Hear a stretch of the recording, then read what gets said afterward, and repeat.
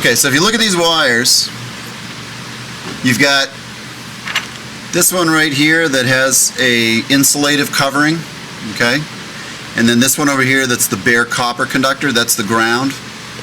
And this is the one that's the positive. If we look on the back of the speaker, here's my two solder connections right here, okay? It's a fairly large area, so it'll be easy to solder.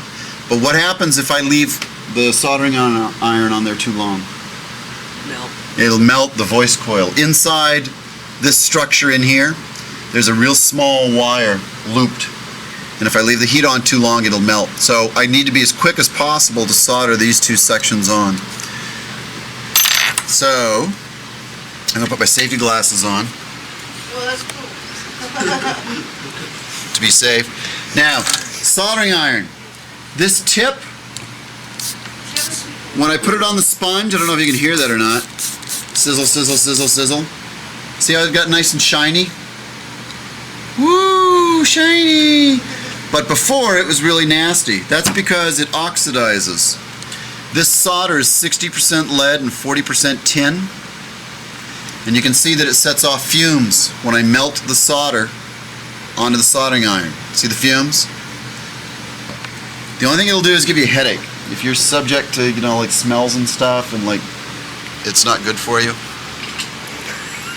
it's not going to do anything good for you. So anyway, I wipe it on the sponge to clean it off.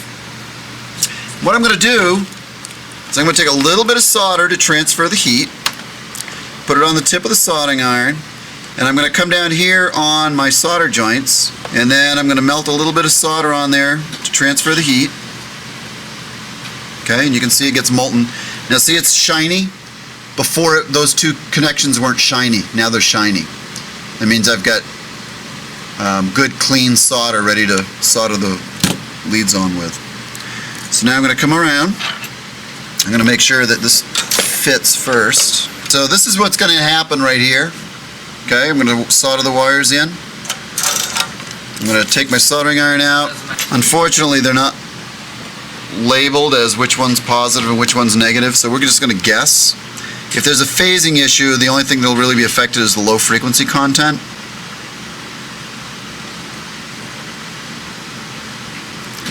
Okay, so that side's soldered. We're going to go around to this side.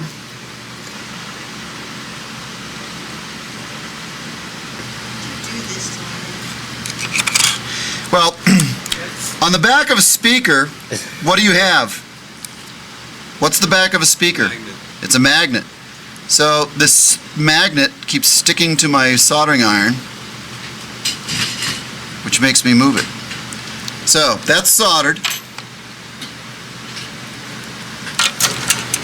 Connection looks all right. So now we can reassemble these. Here's those little tabs I was telling you about here on either side. And I'm going to make sure that this knot fits on this side of that little, can you see that? I'm going to make sure that the knot fits on the inside of that so that we have strain relief. And then we're going to try and snap this back in place. And hopefully it works. So we just did a $50 repair to a $5 set of headphones, which is why I say they're disposable, really? You know what I mean?